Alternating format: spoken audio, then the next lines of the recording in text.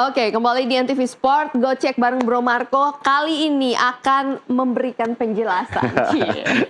Apa yang perlu dijelaskan, ya, ini Bro Marco? Kalau ada yang berdiri kayaknya memang girang banget ya. Kalau ada yang berdiri kering Garuda Calling. Jadi kita mau, ya tadi seperti janji kita di awal tadi kita mau bahas soal Garuda Calling. Yang datangnya kayak lebih cepat nih ya. Karena pertandingan baru tanggal berapa? Tanggal 8 atau tanggal 9 waktu Indonesia Barat. Tanggal 11, Garuda Calling-nya udah tanggal. Baru tanggal 25 udah ada Garuda Calling nih. Nah ini maknanya ada 28 nama 28 nama. Maknanya ada dua nih. Yang pertama tentu saja udah ada nama ya kan, berarti udah ada calon-calon pemain nanti. Yang kedua berarti udah makin dekat nih round 4. Berarti udah makin deg-degan nih. Enggak. Tanggal berapa nih kabarnya timnas kita akan berangkat ke Arab Saudi? Timnas Indonesia kan berangkat bertahap. Jadi timnas Indonesia akan berangkat mulai tanggal 1 karena tanggal 1 jeda atau Super League. Kompetisi di Indonesia itu udah libur, bukan libur sih, sengaja diliburkan lah lebih awal. Biar bisa berangkat lebih awal pemain-pemain dari Super League Indonesia, lalu nanti bertahap datanglah pemain-pemain yang dari luar negeri, dari Liga Eropa. Dan yang terakhir akan menyusul adalah JIJS. Jadi JIJS ini tanggal 4 masih main lawan Verona kalau nggak salah. Oh, masih membela timnya berarti masih membela timnya. Jadi yang terakhir kali kemungkinan akan datang adalah JIJS. Oke. Seperti ini ada informasi apa nih? Kejutan Garuda Calling. Nah ini dia. Ada dua nama, ada dua orang. Ada yang comeback, ada yang bye-bye. Ada yang datang, ada yang pergi. Oke. Jadi sebelum kesini kita ada 28 tadi ya. Yes. Berarti komposisinya itu 3 kiper, 11 pemain belakang, 5 pemain depan, sama sisanya berarti berapa ini? 14, 19, berarti ada 9 pemain depan. Jadi artinya kita punya 11 pemain belakang yang memang berarti memang kita punya stok pemain belakang itu cukup banyak. Padahal sebenarnya yang paling kita butuhkan striker ya. Nah, makanya kenapa di posisi kedua ini pemain striker itu ada 9. Dan yang menarik adalah dari 28 nama ini ada 12 pemain itu yang berlaga di Super League. Dari Super League. Betul. Persib menjadi pemain atau pemain jadi klub dengan jumlah pemain terbanyak yang menyumbang ke timnas Indonesia. Yang di calling sama Coach Pique ya. Ada David Beckham Putra, terus lalu ada Tom. Terinspirasi dari David Beckham. Ya, benar dari David Beckham.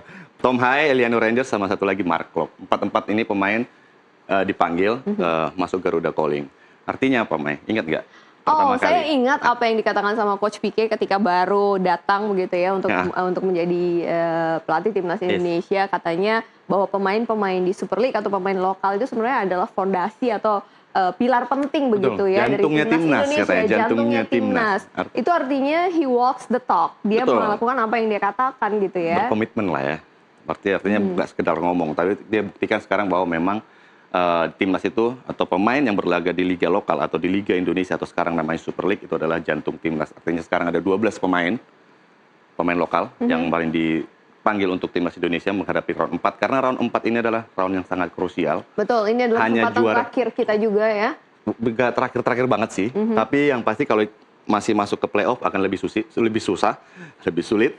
Dan hanya juara grup yang bisa lolos langsung ke putaran final Piala Dunia 2026. Yes. Nah, kalau di sini ada 2 nama nih, Marcelino Ferdinand yang tidak dipanggil ternyata betul sekali. Jadi ada Marceng yang nggak dipanggil untuk round 4 nanti. Padahal kita tahu bahwa Marceng cetak 2 gol lawan Arab Saudi dan kita akan berhadapan dengan Arab Saudi dan juga Irak. Apa ini berkaitan dengan permasalahan klubnya dia atau dia belum punya klub baru lagi? Ya, jadi seperti yang tadi juga bahwa jantungnya timnas pemain yang berlaga di liga lokal.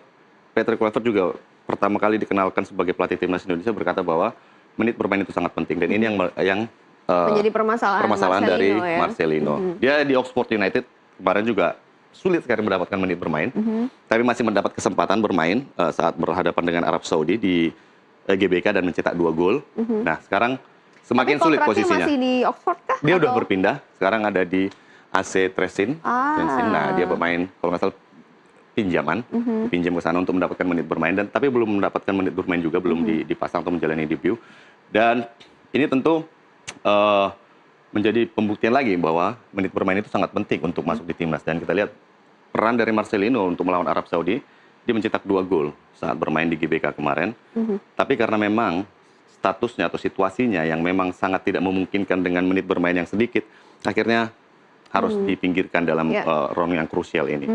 Nah, apakah ini akan menjadi sebuah titik lemah bagi timnas Indonesia nantinya saat berada di round 4? Harusnya sih enggak ya, karena memang kalau kita lihat tadi posisi penyerang itu ada 9 orang di sana, tentu banyak pengganti yang bisa menggantikan posisi Marcelino di Ferdinand di sana. Ada juga Emiliano kemarin, Emiliano Jonathan akhirnya dipanggil kembali untuk 28 nama round 4 nanti. Dia bermain baik saat FIFA Matchday kemarin, berada di sisi kanan, bisa menggantikan posisi Marceng juga. Jadi ini bukan akhir dari bagi Marcelino tentunya ya, karena memang masih panjang lah perjalanannya, usianya juga masih sangat muda. Yes. Oke, ini tadi yang ini yang pergi dipanggil adalah Marcelino, dan satu lagi ada Mads Hilgers. Mads Hilgers, betul. Mads Hilgers, kita tahu kasusnya juga hampir mirip sebenarnya. Dia udah lama nggak main, tapi bukan karena nggak mendapat kesempatan. Sebenarnya Mads Hilgers kan di FC20 itu adalah pemain starter lah ya, pemain utama. Hanya saja ada konflik terkait dengan dia keinginannya untuk pindah ke tim lain, di mana tapi belum bisa dipenuhi. Nggak bisa dipenuhi. Jadi ada kemarin satu klub, apa ya namanya, klub Liga Prancis, udah mau jadi ini, tapi menit-menit akhir batal. Nah, kita tahu bahwa Mads Hilgers itu kontraknya terakhir itu berakhir bulan Juni, sebenarnya 2026.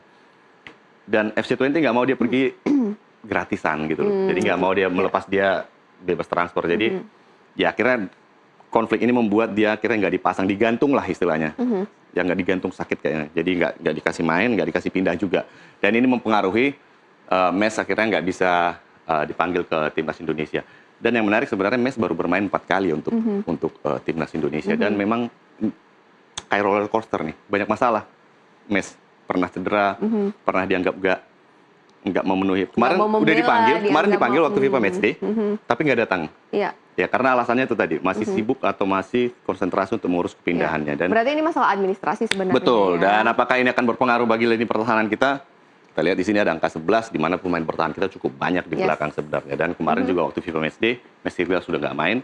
Ada Kevin Dix di sana yang bisa dimanfaatkan, ada Rizky Ridho di sana, ada Justin Hubner. Jadi sebenarnya tidak terlalu berpengaruh menurut saya. Dan kita harus bersyukur ya kalau ternyata Oli Romani bisa dipanggil kembali dan ternyata sudah pulih gitu ya. Ada yang datang, ada yang pergi, dan ini ada yang kembali. Ada yang comeback. Oli Romani, ya.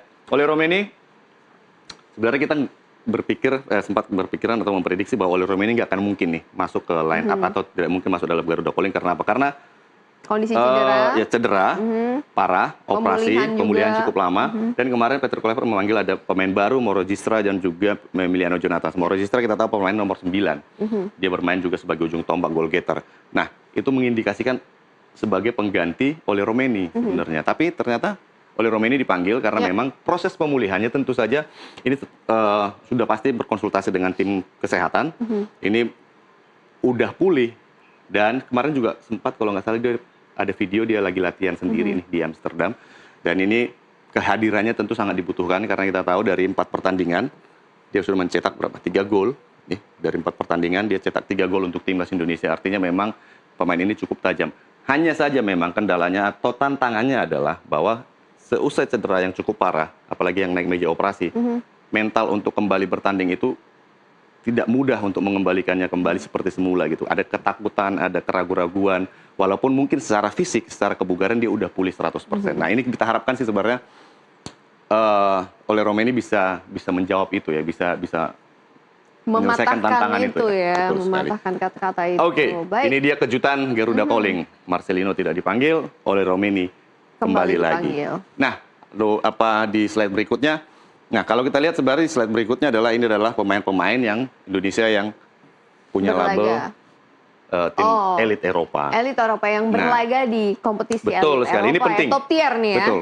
Bukan sekedar gagah-gagahan, bukan sekedar etalase, tapi ini penting karena apa? Karena mereka ditempa di kompetisi yang memang benar-benar kompetitif. Artinya, timnas ini kan nggak bisa TC lama ya. Maksudnya mereka cuma punya waktu sedikit lah. Jadi sebagian besar kemampuan mereka itu diasah di level klub. Dan kalau kita lihat di sini, pemain-pemain ini adalah JJ Ijes, ada Kevin Dix, ada Calvin Verdong. Ini mereka adalah pemain-pemain yang berlaga di Liga Top Tier 5. Mulai dari kan pertama Liga Inggris, Serie A, Liga Spanyol, Liga Prancis, dan Bundesliga. Indonesia tidak punya satu di Liga Spanyol aja nih. Sisanya punya wakil. Di Liga Italia ada JJ Ijes dan Emil Audero. Di Bundesliga ada Kevin Dix, di Liga Prancis atau Ligue 1 ada Calvin Verdong. Bahkan di Amerika di MLS juga ada. Di MLS ya ada Mads Hilgers dan juga Mads Hilgers ada Mads Hilgers. Goalkeeper kita Martin siapa? Paes. Martin Paes. Mads Hilgers.